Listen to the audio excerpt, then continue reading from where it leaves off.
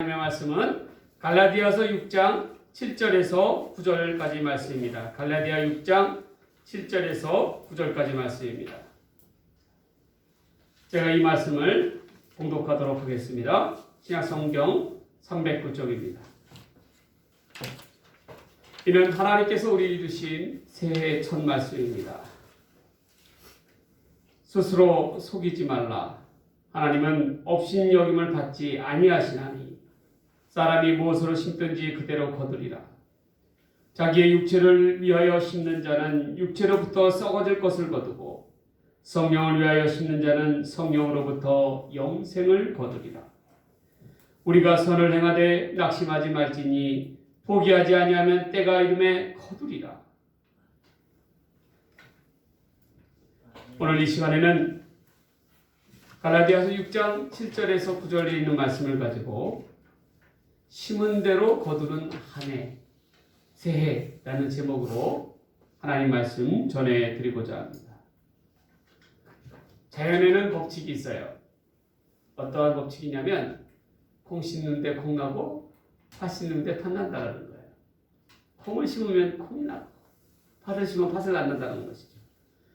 무엇이든지 심는 대로 거두는 것, 그것은 하나님께서 주신 자연의 법칙입니다. 그런데 그것이 자연에만 국한되는 것이 아니에요. 우리 사람 또한 우리가 이 땅에 살아갈 때에 선한 씨를 뿌리면 선한 열매를 거두겠지만 악한 씨를 뿌리는 자들은 어떻게 돼요? 악한 열매를 거둘 수밖에 없는 게 우리의 인생살이인 것이에요.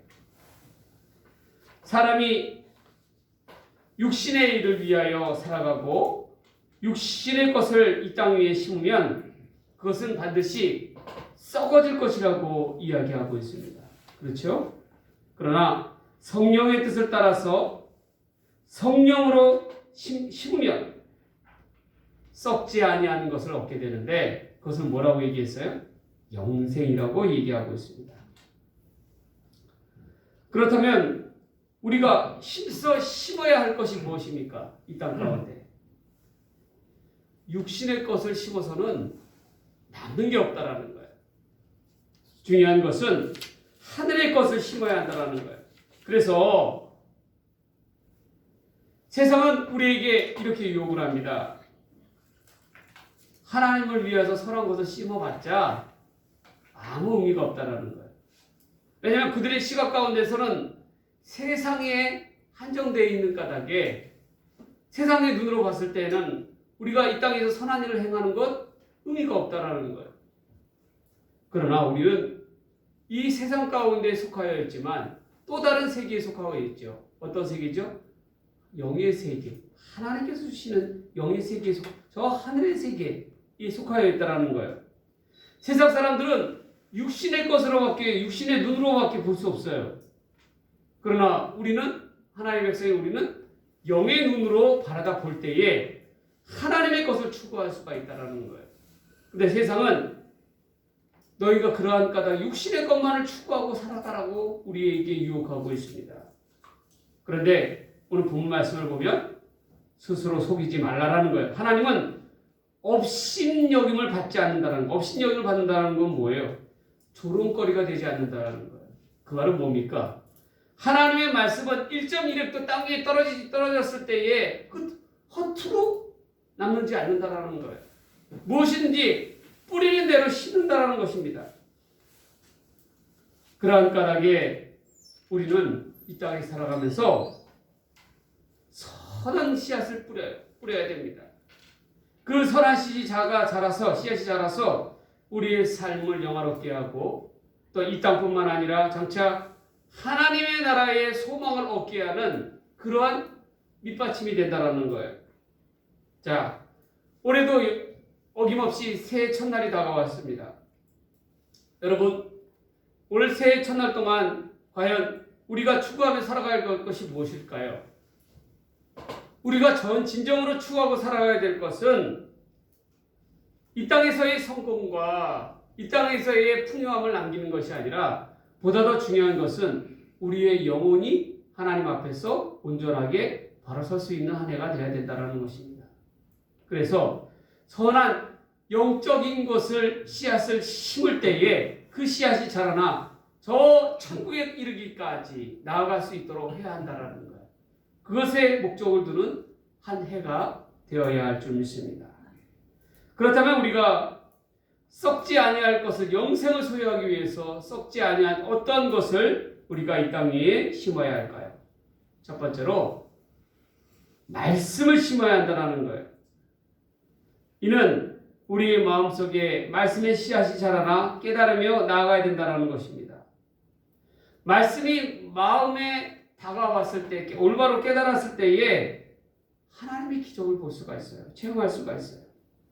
그러한 까닭에 우리는 하나님의 말씀을 온전히 받아들이고 그 말씀 가운데 새 힘을 얻어야 합니다. 말씀에는 놀라운 힘이 있어요. 말씀에는 생명이 있습니다. 그런데 그 말씀을 통해서 우리가 위협과 핍박 가운데서도 시험과 환난 가운데서도 이겨나갈 수 있는 힘은 하나님의 말씀이에요.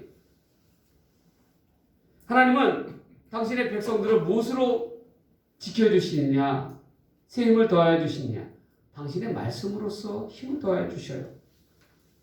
그것이 바로 말씀의 유익입니다. 그런데 안타깝게도 하나님을 믿는다고 하는 하나님의 백성들도 어떻게 하고 있어요? 하나님의 말씀을 갖다가 경홀히 여기는 경우가 많아요.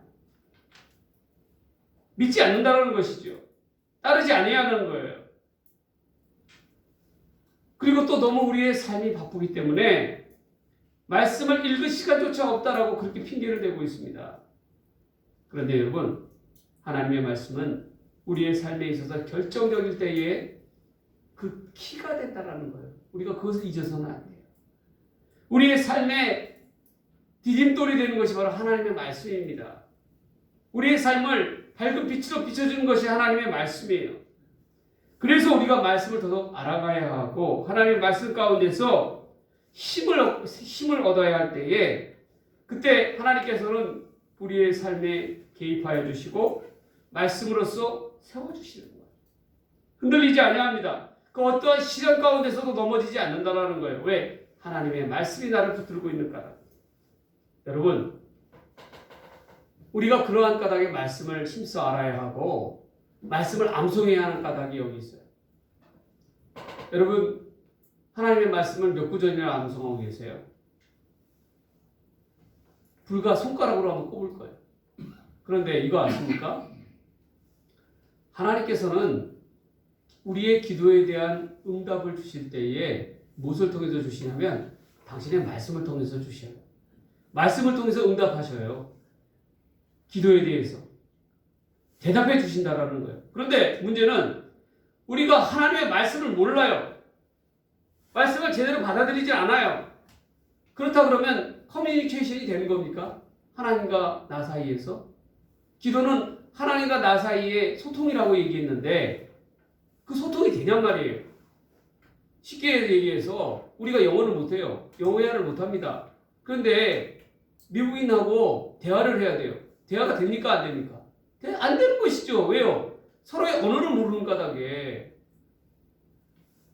하나님의 말씀은 우리의 영적인 그런 생활에 있어서 언어예요. 언어. 새로운 하나의 또 하나의 언어입니다.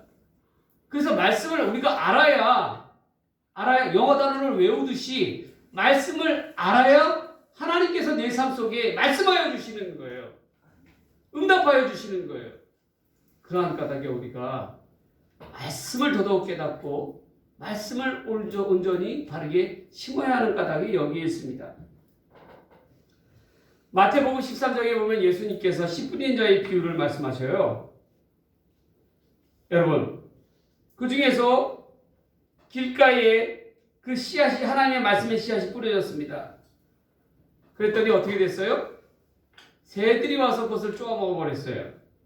이 말은 보면 말씀은 뿌려졌으나 우리의 삶 속에 악한 자가 뿌려진 말씀을 도로 빼앗아 거두어가 버리는 것을 의미하고 있는 거예요. 돌짝밭에 뿌려졌다는 것은 무엇입니까? 돌짝밭이라는 것은 그 말씀이 씨앗이 파고 들어갈 여지가 없다라는 거예요. 그 말을 보면 해가 뜨면 어떻게 되겠죠? 어떻게 돼요? 타버려서 말라버립니다. 이 말은 뭐냐면 잠시 말씀을 받아들이기는 하였으나 환난과 핍박이 다가오면 그제서 넘어져 버리는 그러한 마음의 심리 상태를 이야기하고 있는 거예요. 돌짝밭이라는 것이죠. 이보다 더한 게 있어요. 가시덤불에 뿌려졌을 때. 가시덤불이라는 건 뭐예요? 악한 기운이 자라나서 그 씨앗이 땅에 뿌려 내리지를 못하게 만들어 막아버리는 거예요. 이 말은 뭐냐면 세상의 염려와 재리로 인하여 물질의 걱정으로 인하여 말씀이 받아들이지를 못하는 거예요. 그것은 뭐냐면 결국에는 세상에 우리가 살아가는 우선순위를 갖다가 하나님의 말씀 위에 두는 것이 아니라 자기 인간적인 생각을 더욱더 앞세울 때에 세상 모든 염려와 걱정과 근심과 물질에 대한 걱정을 가지고 살아갈 때에 결국 그 말씀의 씨앗은 자라날 수가 없다라는 것. 그것을 말씀하고 있는 거예요. 그런데 예수님께서는 좋은 옥토에 씨앗이 뿌려졌을 때에 비로소 옥토에 뿌려졌을 때 이 씨앗이 자라나 30배, 60배, 100배의 결실을 얻게 하신다라고 말씀하고 계시는 거예요. 결국 옥토는 뭐냐면 우리가 말씀을 받아들이는 그 자세를 이야기하고 있는 것입니다. 여러분, 하나님의 말씀은 우리가 어떻게 받아들이냐에 따라서 결국 그 능력이 달라진다라는 거예요. 자라남이 달라진다라는 거예요. 그 말씀이 씨앗이 자라서 거목이 될 수가 있고 아니면 말씀이 씨앗 그대로 죽어갈 수가 있다라는 거예요. 중요한 것은 무엇입니까? 우리 마음의 자세, 마음의 밭이 중요하다라는 거예요. 과연 여러분들은 말씀을 받아들이는 마음의 밭은 어떠합니까? 한번 꼼꼼하게 생각해 보세요. 과연 나는 하나님의 말씀을 있는 그대로 숫거지처럼 그냥 다 받아들이는 그런 옥토의 상태에 있습니까? 아니면 길가나 돌짝밭이나 가시덤불과 같은 그러한 상태에 놓여 있습니까? 한번 우리가 되짚어 보자라는 거예요. 올 새해에는 여러분들이 마음의 상태가 하나님의 말씀을 받아들이는 마음의 상태가 옥토와도 같은 그러한 상태가 되기를 바랍니다.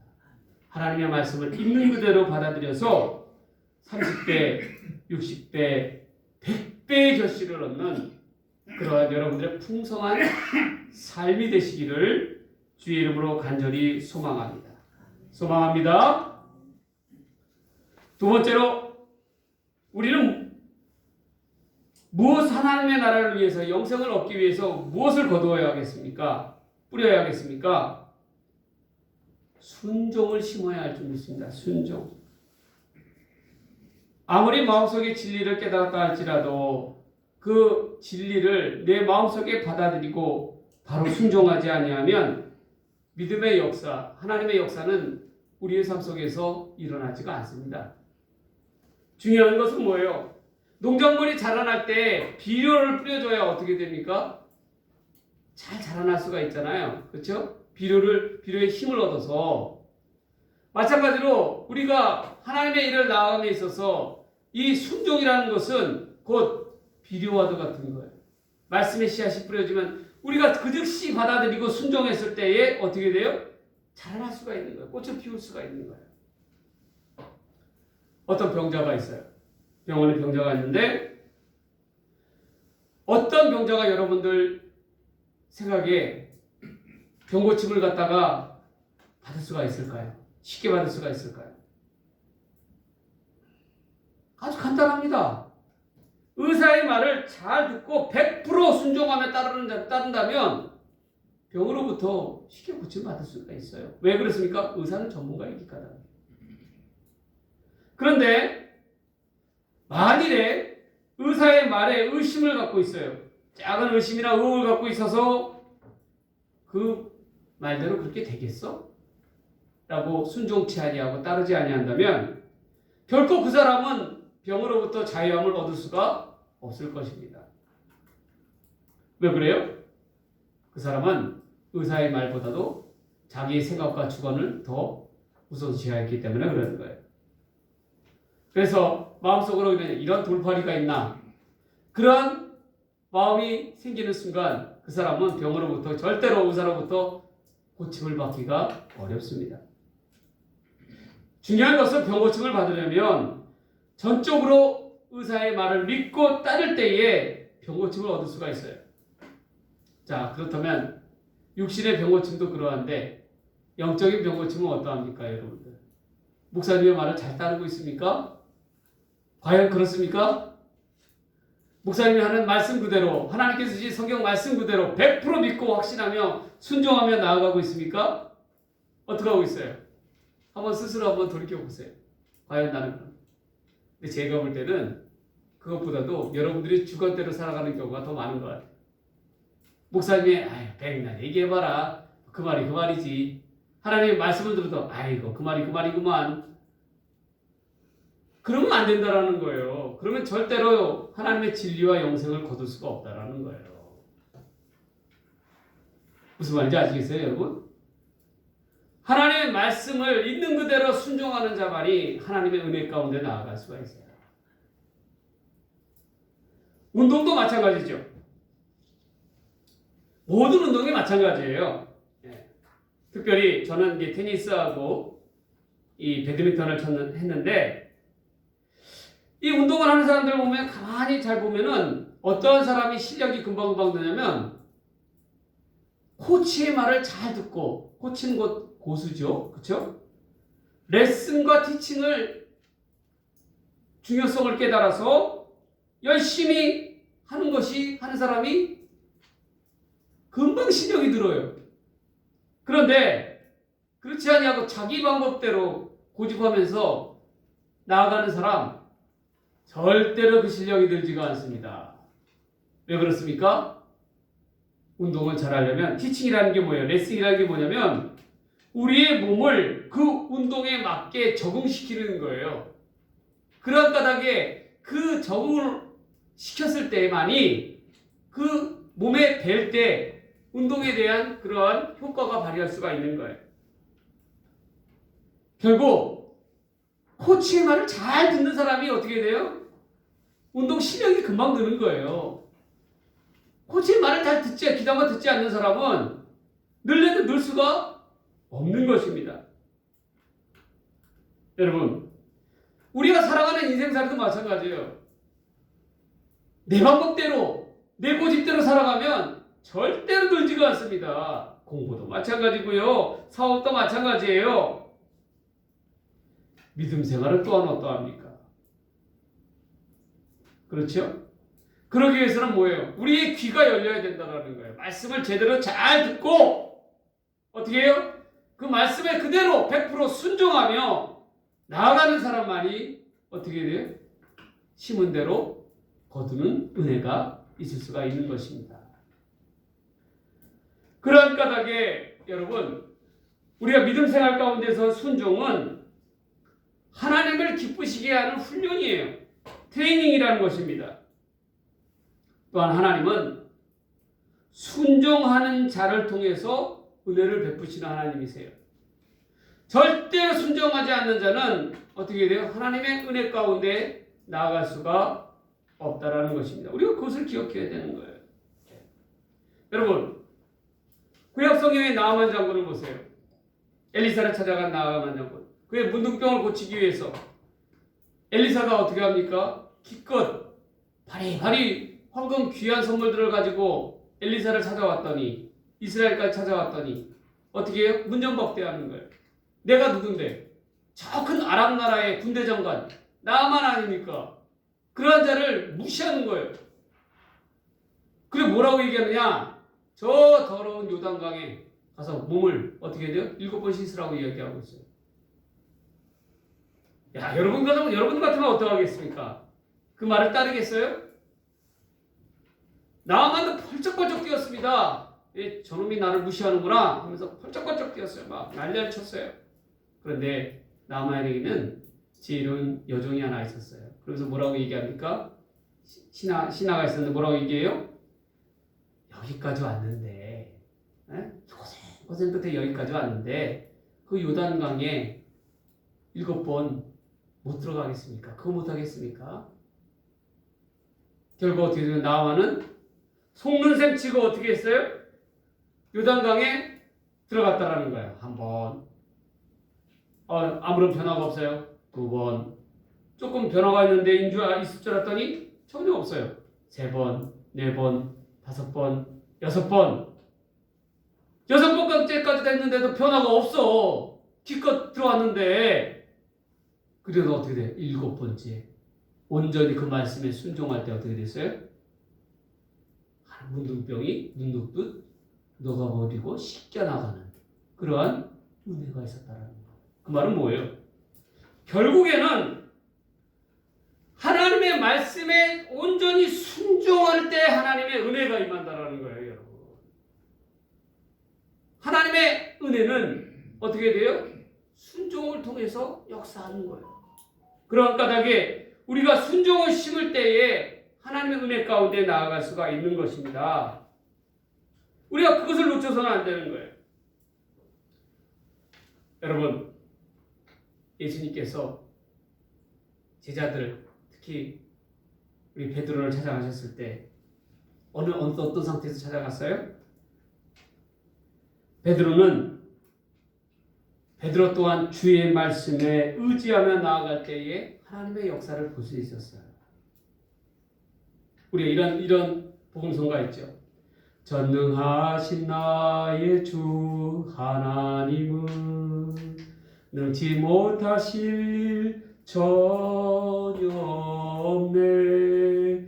우리의 모든 간구도 우리의 모든 생각도 우리의 모든 꿈과 소망도 진실하신 나의 주 하나님은 우리의 모든 괴로움 바꿀 수 있네.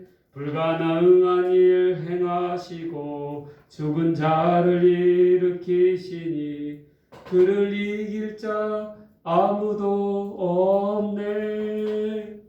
주의 말씀 의지하여 깊은 곳에 금을 던져 오늘 그가 놀라운 일을 이루시는 것 보라. 주의 말씀 의지하여 믿음으로 금을 던져 믿는 자에게 능치 못함 없네. 여러분, 주의 말씀에 의지하여 베드로는 어떠했어요? 그 전날 밤이 새도록 갈릴리 바다에서 호수에서 그물을 던졌지만 거두는 것이 아무것도 없었어요. 그러나 그때 찾아오신 예수님께서 뭐라고 얘기하십니까? 자기가 누구예요? 나 베드로예요. 나 갈릴리에서 살아온 사람이에요. 갈릴리 바다는 내 손바닥 안에 있어요. 내가 모르는 게 뭐가 있어요? 갈릴리 바다에 대해서. 그런데 그러한 나를 두고 어떻게 돼요? 예수님께서는 다시금 그물을 씻어서 저 깊은 데에 가서 그물을 내리우라고 얘기하시는 거예요. 그 말씀에 베드로가 내 생각을 가지고 거부를 했다면 어떻게 돼요? 하나님의 역사를 볼 수가 없었어요. 그러나 어떻게 해요? 베드로는 그 말씀에 순종하였다라는 거예요. 그리고 다시금 그물을 깊은 곳에 내리웠을 때에 그물이 터지고 떠난 놀라운 하나님의 은혜가 어떻게 해요? 베드로에게 찾아왔다. 여러분, 하나님의 은혜는 순종을 통해서 이루어지는 거예요. 깊은 곳에 그물을 내리우라고 하면 내려야 되는 거예요. 하나님이 이걸 하라고 하면 해야 되는 거예요. 하나님 편에 서서 온전히 순종할 때에 하나님의 역사를 볼 수가 있는 거예요. 여러분, 그것을 놓쳐서는 안 돼요.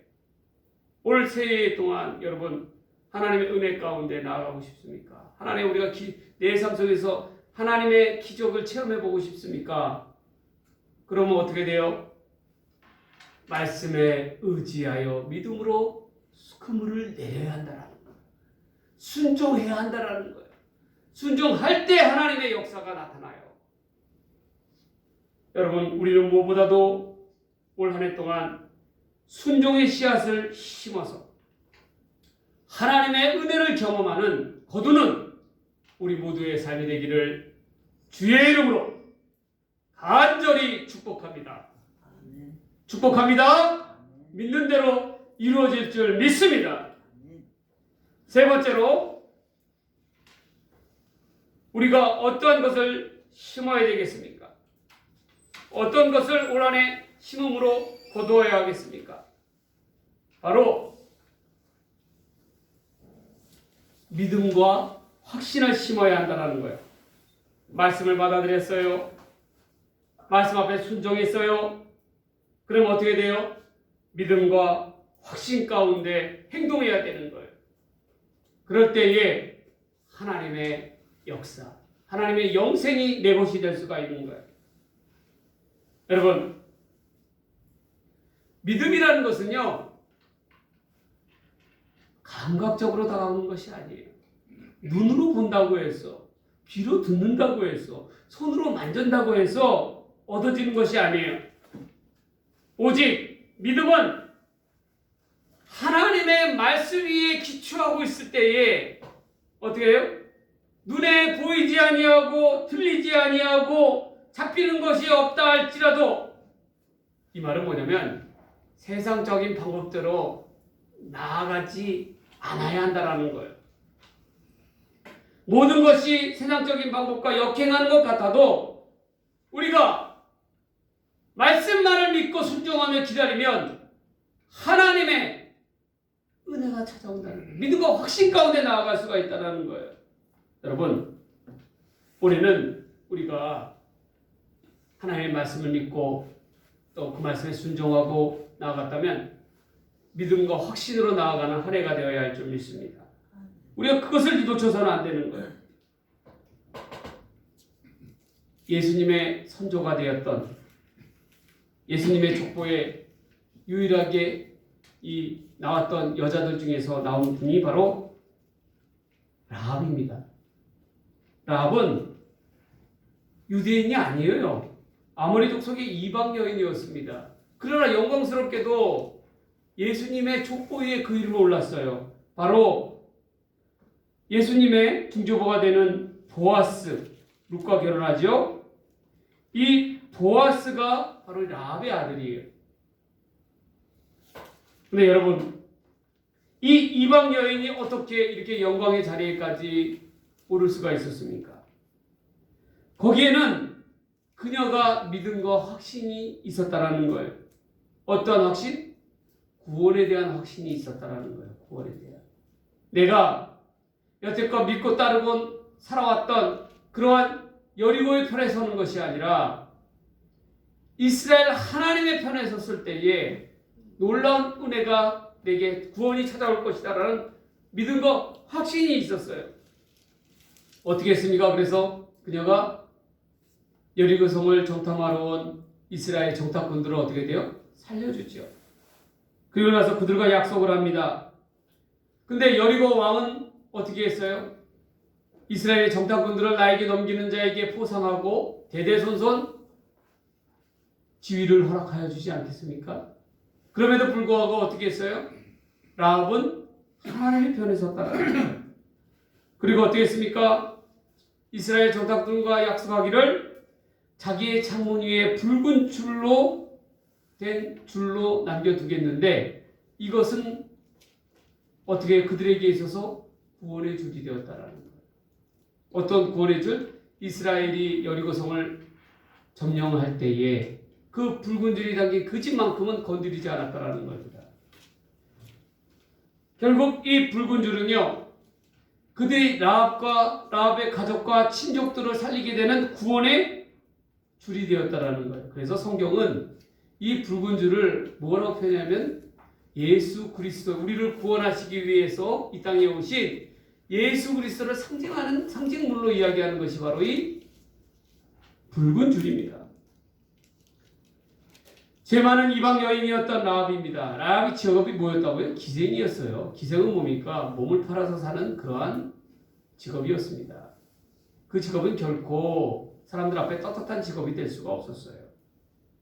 그러나 라합이 믿음과 확신을 가지고 하나님 편에 섰을 때에 결국 그녀는 그의 친족과 가족을 구원하는 그러한 믿음의 사람 라합으로 남을 수가 있었다라는 것입니다.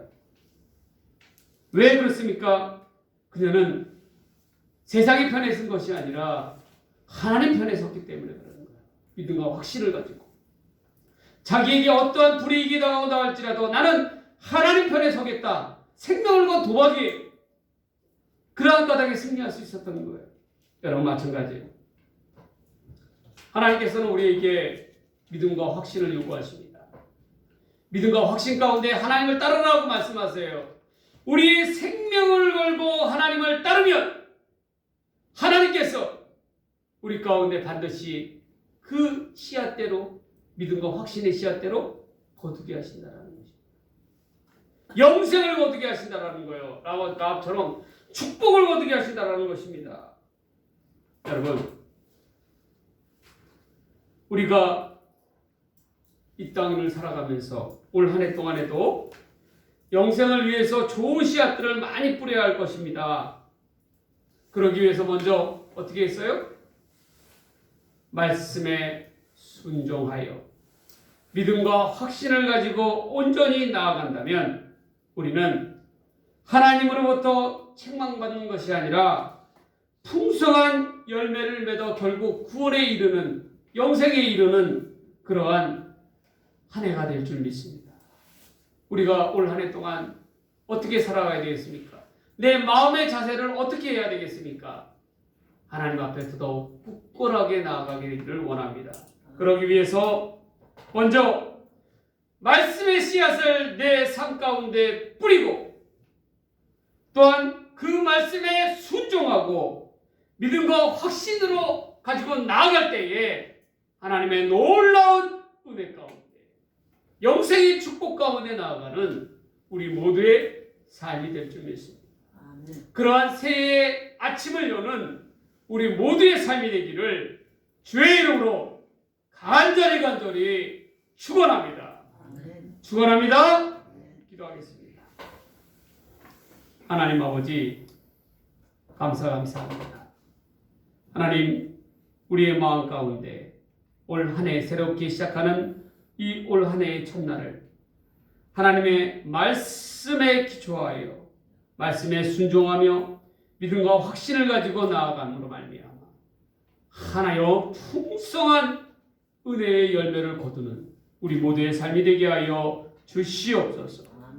풍성한 열매, 구원의 열매, 영생의 열매를 거둠으로 말미암아 내 삶이 하나님 앞에 온전히 도덕 세워지는 귀한 삶 살아갈 수 있도록 인도하여 주시옵소서.